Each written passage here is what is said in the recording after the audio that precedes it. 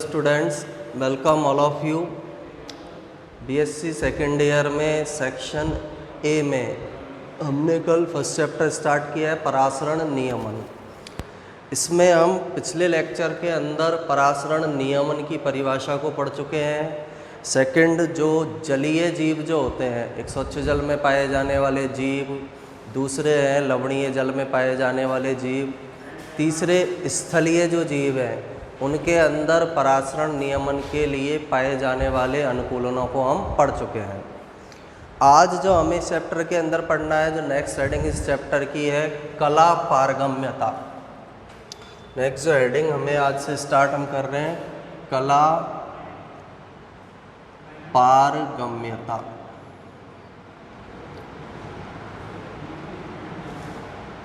Membrane परमीएबिलिटी भी इसे बोल सकते हैं। जो कला पारगम्यता है इसे ही हम क्या बोल सकते हैं, मेम्ब्रेन परमीएबिलिटी। जो मेम्ब्रेन की एबिलिटी होती है, मेम्ब्रेन की जो परमीएबिलिटी है, वो इसको बोला जाता है।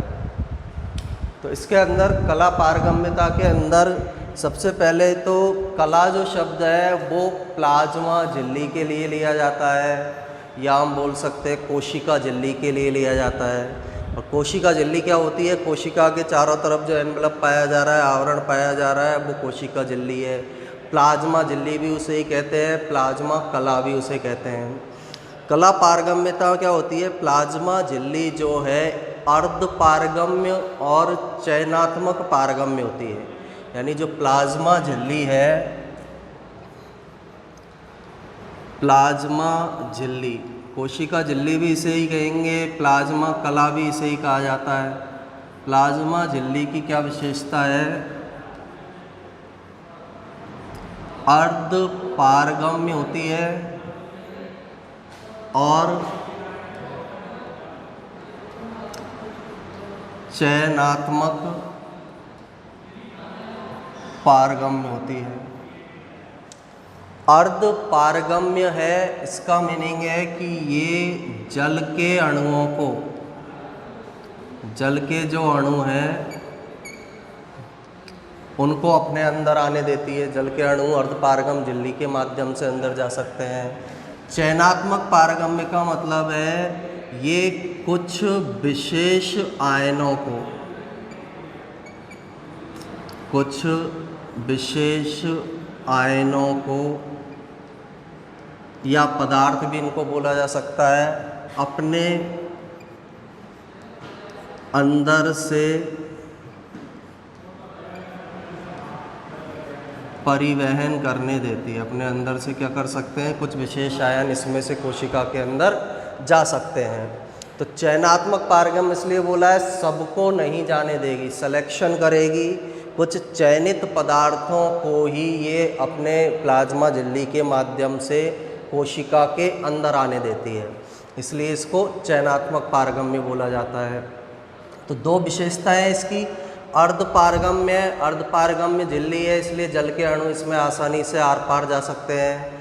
सेकंड, चयनात्मक पारगम्य, इसका मतलब है कुछ विशेष पदार्थों का, आयनों का चयन करती है, सिलेक्शन करती है और उनको अपने अंदर से आर पार जाने देगी, उनको अपने अंदर और बाहर परिवहन करने देगी।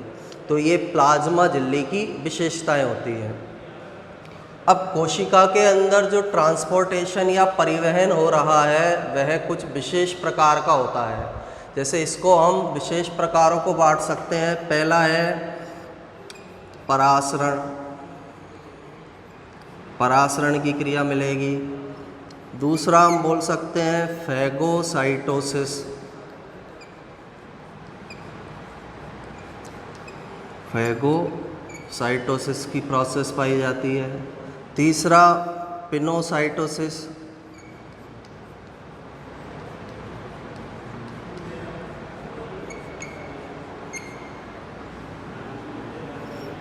फोर्थ होता है सक्रिय परिवहन। पहले हम निष्क्रिय को पढ़ेंगे, तो फोर्थ नंबर का कौन सा है, निष्क्रिय, निष्क्रिय परिवहन।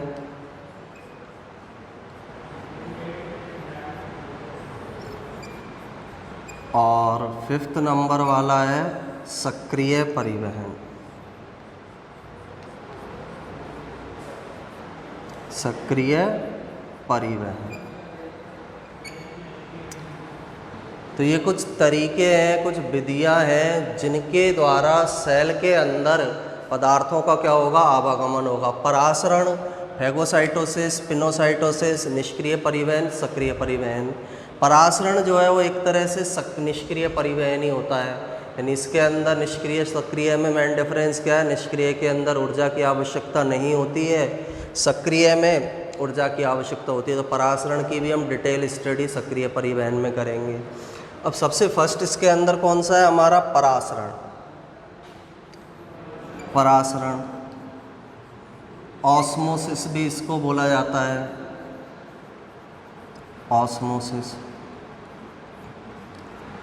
परासरण क्या है, जल के अणुओं का अर्ध पारगम्य झिल्ली से होकर अपनी अधिक मात्रा से अपनी कम मात्रा की ओर जाना। पहली तो डेफिनेशन इसकी हम क्या बोल सकते हैं, जल के जो अणु हैं, जल के अणुओं का अर्ध पारगम्य झिल्ली से होकर, किसमें से होकर, अर्ध पारगम्य झिल्ली में से होकर अपनी अधिक मात्रा से कम मात्रा की ओर जाना।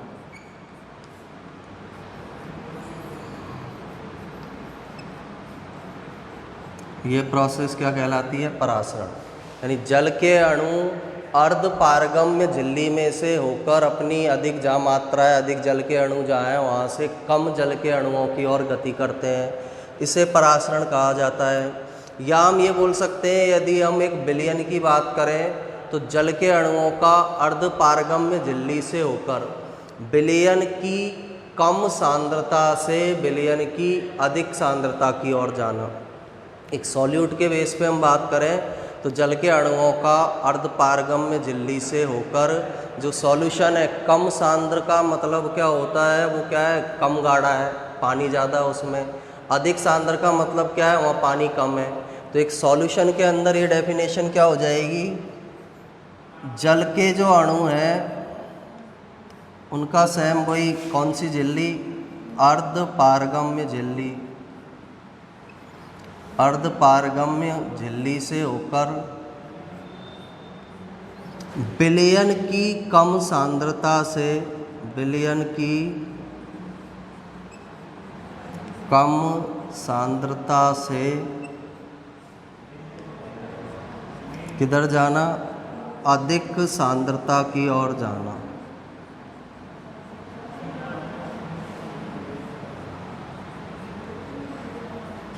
तो ये दोनों ही परिभाषाएं परासरण या ऑस्मोसिस की है। कम सांद्र विलयन का मतलब है वो पतला है, पानी ज़्यादा है। अधिक सांद्र का मतलब है वहाँ पानी की मात्रा कम है। और जल जो है अपनी अधिक मात्रा से कहाँ जाता है, कम मात्रा की ओर जाता है।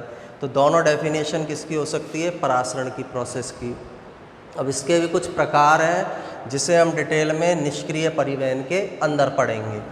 अब सेकंड जो प्रोसेस है जो पाई जाएगी परिवहन के लिए, उसे बोला जाता है फैगोसाइटोसिस। इसी को हम बोल सकते हैं कोशिका भक्षण। कोशिका खारी है इसमें, इसलिए इसको किस नाम से और जाना जाता है, कोशिका भक्षण के नाम से भी इसे जाना जाता है। अब फैगोसाइटोसिस क्या है, जो प्लाज्मा झिल्ली है, प्लाज्मा झिल्ली के द्वारा जब ठोस कणों को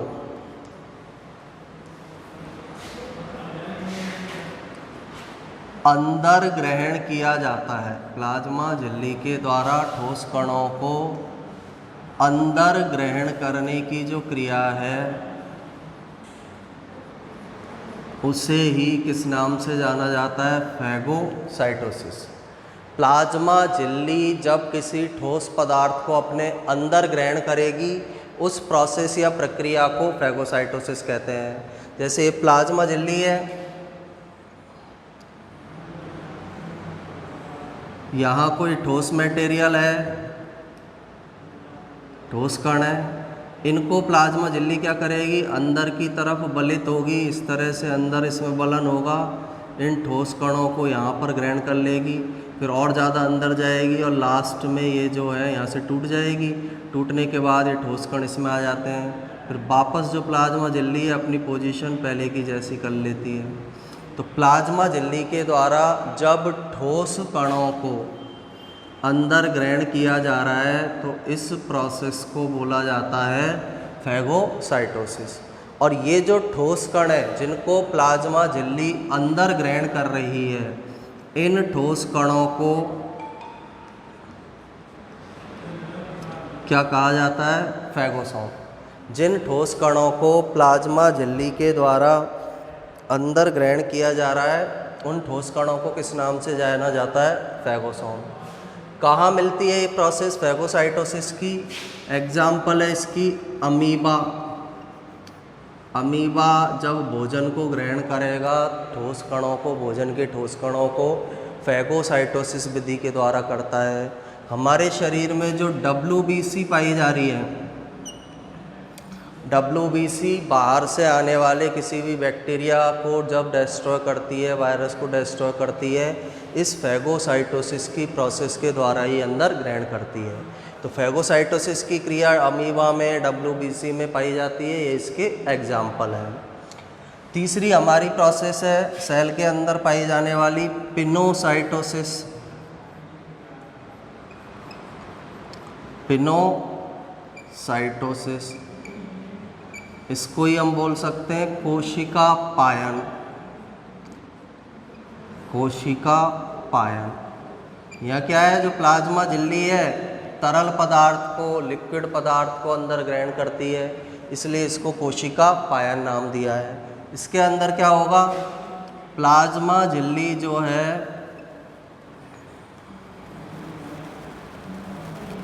कौन से पदार्थों को अंदर ग्रहण करती है, तरल पदार्थों को, तरल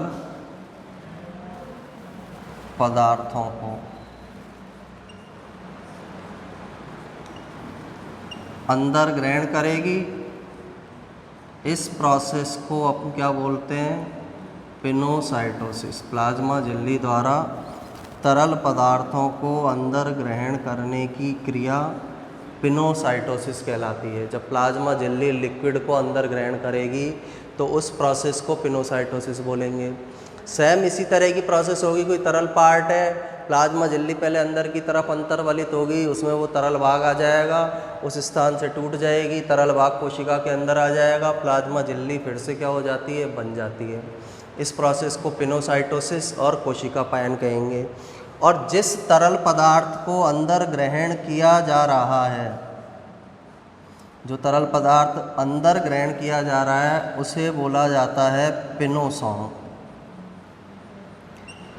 ठोस पदार्थ को अंदर ग्रहण किया था उसको क्या नाम दिया था, फैगोसोम। तरल पदार्थ, जिस तरल पदार्थ को अंदर ग्रहण किया जा रहा है उसे किस नाम से जाना जाता है, पिनोसोम के नाम से उसे जाना जाता है। तो ये थर्ड वाली जो प्रोसेस है कोशिका के अंदर पदार्थों के परिवहन के अंदर काम में आएगी। नेक्स्ट प्रोसेस जो है इसमें निष्क्रिय परिवहन, पैसिव ट्रांसपोर्टेशन बोल सकते हैं, पैसिव एब्जॉर्प्शन इसको बोला जाता है। अब इसके नाम के अंदर ही है निष्क्रिय, ऐसा परिवहन जिसमें पदार्थों को अंदर ग्रहण करने के लिए ऊर्जा की आवश्यकता नहीं होती है।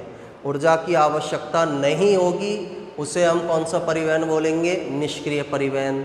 और जिसमें ऊर्जा की आवश्यकता होगी, पदार्थों का परिवहन ऊर्जा की सहायता से होगा, उसे क्या बोला जाएगा, सक्रिय परिवहन बोला जाएगा।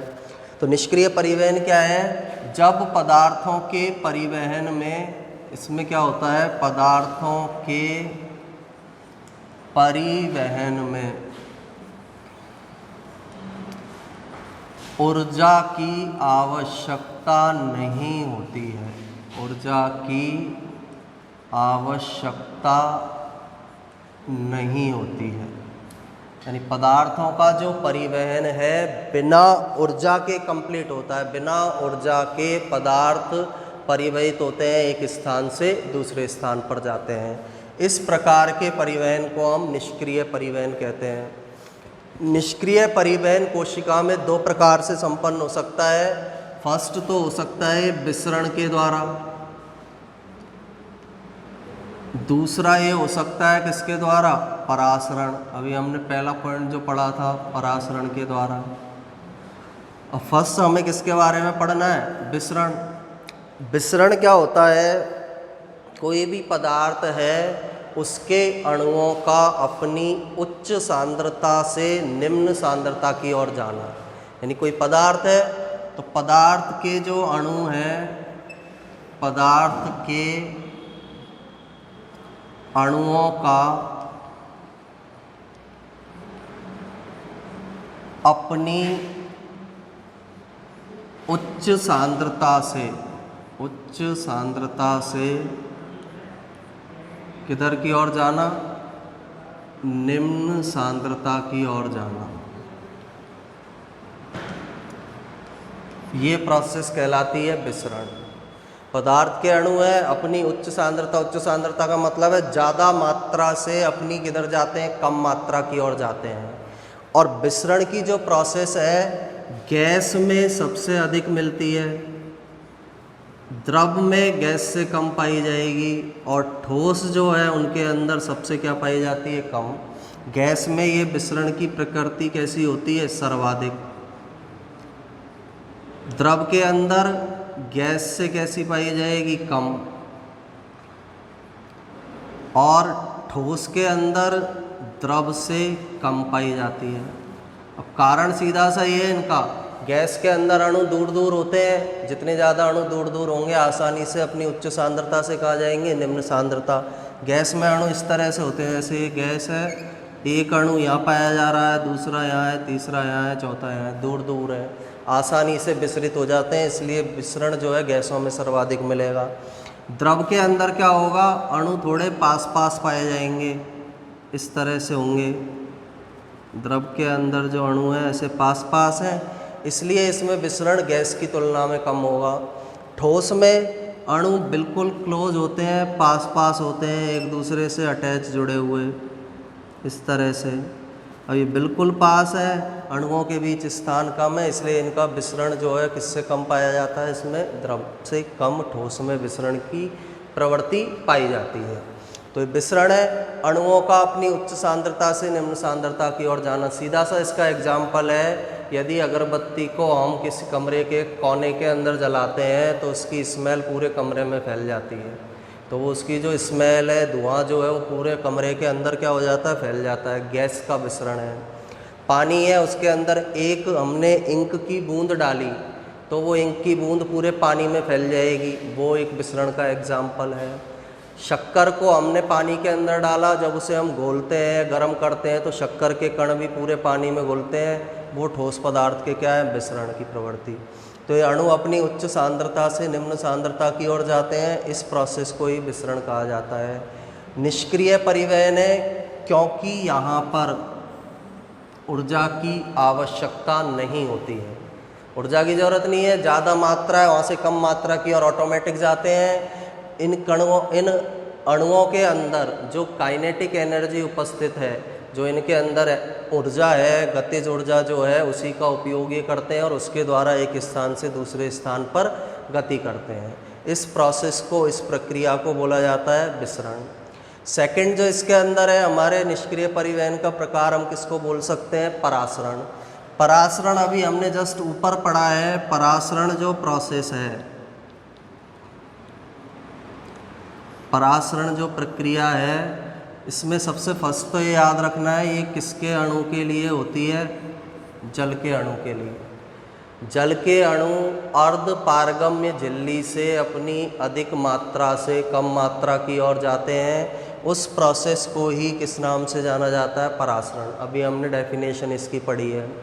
या ये बोल सकते हैं विलयन की कम सांद्रता से विलयन की कहा जाते हैं अधिक सांद्रता की ओर, उस प्रोसेस को किस नाम से जाना जाता है, परासरण के नाम से जाना जाता है। दो प्रकार का परासरण होता है। फर्स्ट टाइप को बोला जाता है बाह्य परासरण, बाह्य परासरण,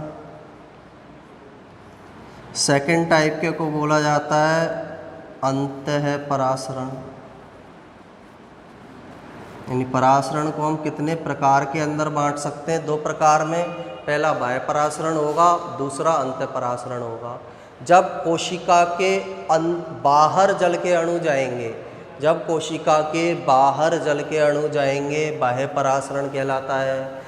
जब कोशिका के अंदर जल के अणु आते हैं, अंतः का मतलब है अंदर, तो जब कोशिका के अंदर जल के अणु आते हैं तो उसे किस नाम से जाना जाता है? अंतः परासरण के नाम से उसे जाना जाता है। तो परासरण को भी हम 2 प्रकार में बांट सकते हैं, बाह्य परासरण और दूसरा क्या कहलाता है? अंतः परासरण। कोशिका से जल के अणुओं का बाहर जाना बाह्य परासरण कहलाता है। कोशिका के अंदर जल के अणुओं का आना, इसे किस नाम से जाना जाता है? अंतः परासरण। बाह्य परासरण का एग्जाम्पल है अंगूर को जब हम चीनी के या शक्कर के घोल में रख देते हैं तो अंगूर क्या हो जाता है? पिचक जाता है, क्योंकि अंगूर से जो पानी है वो बाहर निकल जाएगा। अंतः परासरण का एग्जाम्पल है किशमिश को जब हम पानी में रखेंगे तो किशमिश क्या हो जाती है? फूल जाती है, क्योंकि किशमिश के अंदर पानी क्या कर जाता है? प्रवेश कर जाता है। बाह्य परासरण का उदाहरण अंगूर और शर्करा का घोल वाला है। अंतः परासरण का एग्जाम्पल है किशमिश और पानी वाला। पानी के अंदर किशमिश को डालेंगे तो किशमिश क्या हो जाएगी? उसके अंदर पानी आएगा और वो क्या हो जाती है? फूल जाती है पानी के आने के कारण। तो 2 प्रकार के अंदर हम इस परासरण की प्रोसेस को डिवाइड कर सकते हैं, एक बाह्य परासरण, दूसरा होगा अंतः परासरण। परासरण 2 प्रकार का हमने पढ़ लिया, एक बाह्य और एक अंतः। अब ये होता क्यों है? क्योंकि विलयन के 3 प्रकार होते हैं। विलयन 3 प्रकार का हो सकता है। फर्स्ट को हम बोलते हैं समपरासरी विलयन। पहला कौन सा है? समपरासरी विलयन। दूसरा है विलयन का प्रकार अति परासरी विलयन। अति परासरी विलयन। तीसरा विलयन का प्रकार है अल्प परासरी विलयन। अल्प परासरी विलयन, इसे बोला जाता है आइसोटोनिक सॉल्यूशन। आइसोटोनिक, इसे बोला जाएगा हाइपरटोनिक। हाइपरटोनिक, इसे बोला जाता है हाइपोटोनिक सॉल्यूशन। सॉल्यूशन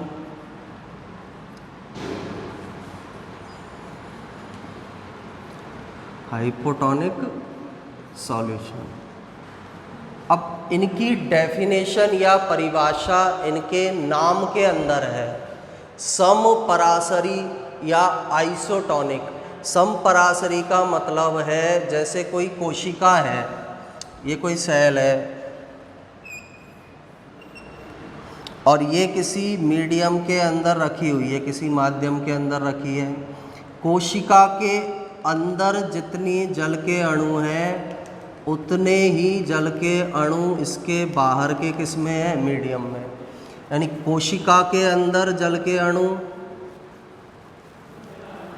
और इसके बाहर का जो मीडियम है, माध्यम में जल के अणु, माध्यम में जल के अणु दोनों कैसे हों? समान। यानी जितने कोशिका के अंदर जल के अणु हो उतने ही माध्यम के अंदर हो। इस तरह के सॉल्यूशन को हम कौन सा सॉल्यूशन बोलेंगे? समपरासरी विलयन।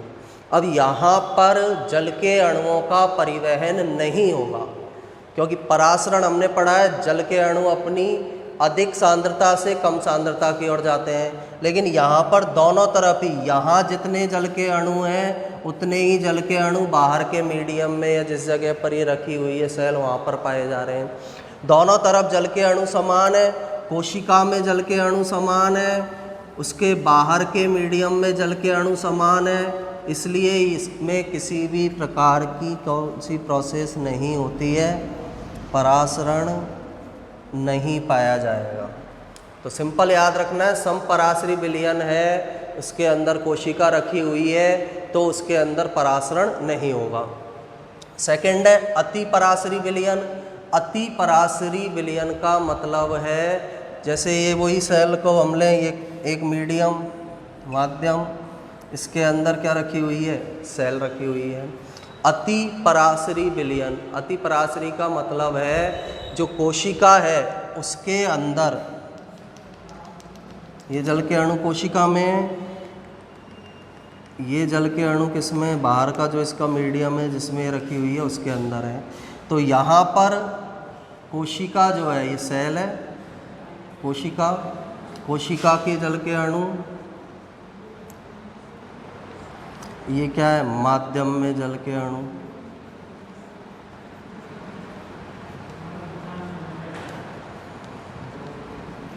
तो कोशिका में जो जल के अणु है उनकी संख्या अधिक है। कोशिका में जल के अणुओं की संख्या क्या है, अधिक, और माध्यम जो है उसके अंदर जल के अणुओं की संख्या कैसी है, कम है। तो क्या होगा, कोशिका जो है उससे जल के अणु कहाँ निकलेंगे, बाहर, इस तरह से बाहर की ओर गति करेंगे। और कोशिका से जब जल के अणु बाहर निकलते हैं तो कोशिका क्या हो जाती है, श्रिंक हो जाती है, सिकुड़ जाती है। इस तरह की जो प्रोसेस जिसमें कोशिका से जल के अणु बाहर जा रहे हैं, इसे किस नाम से जाना जाता है, बाह्य परासरण। एग्जाम्पल इसका हमको पता है, अंगूर को जब हम शर्करा के घोल में चाशनी में रख देंगे तो चाशनी में जल के अणु कम है, अंगूर के अंदर ज़्यादा है। अंगूर से पानी जो है उसके अंदर जाएगा चाशनी में, जिससे अंगूर क्या हो जाता है, सिकुड़ जाता है। कौन सी प्रोसेस को दर्शाता है, बाह्य परासरण। किस प्रकार के विलयन में, अति पराशरी विलयन या हाइपरटोनिक सॉल्यूशन के अंदर। तीसरा है हमारा अल्प पराशरी विलयन। इसके अंदर क्या हो जाएगा, जैसे सेल है, ये माध्यम है, ये सेल है, सेल के अंदर जल के अणु है, माध्यम के अंदर क्या पाए जा रहे हैं, वाटर मॉलिक्यूल। यहाँ पर क्या होगा, यहाँ जल के अणु क्या है, जो बाहरी माध्यम है, माध्यम के अंदर जल के अणु अधिक हैं, अधिक। सेल में जल के अणु क्या है, कम है, जल के अणु कम है। तो यहाँ पर क्या होगा, जो जल के अणु हैं बाहरी माध्यम से किसके अंदर प्रवेश करने लगेंगे, कोशिका के अंदर। इस प्रोसेस को हम किस नाम से जानते हैं, अंतः परासरण। यानी बाहरी माध्यम से जल के अणुओं का कहाँ पर प्रवेश करना, कोशिका के अंदर प्रवेश करना, अंतः परासरण कहलाता है। अंतः परासरण का एग्जाम्पल क्या है, पानी के अंदर जब हम किशमिश को रख देते हैं तो किशमिश में पानी की मात्रा कम है, बाहर माध्यम में ज़्यादा है, तो पानी के अणु किशमिश के अंदर एंटर हो जाते हैं, किशमिश के अंदर प्रवेश कर जाएंगे। इस प्रोसेस को हम अंतः परासरण कहेंगे। तो ये बाह्य परासरण का और अंतः परासरण का होने का रीज़न है। बाह्य परासरण और अंतः परासरण इन कारणों से क्या होता है, संपन्न होता है। विलयन के प्रकार याद रखने, एक समपराशरी विलयन, एक अति पराशरी विलयन, एक अल्प पराशरी विलयन। समपराशरी में परासरण नहीं होगा, अल्प पराशरी और अति पराशरी के अंदर बाह्य अंतः परासरण पाए जाते हैं। तो यहाँ पर ये परासरण की जो प्रोसेस है या जो अणुओं का निष्क्रिय परिवहन है वो कंप्लीट होता है। अब सक्रिय परिवहन जो अणुओं का है किस तरह से संपन्न होता है उसके बारे में हम नेक्स्ट लेक्चर के अंदर स्टडी करेंगे। Thank you.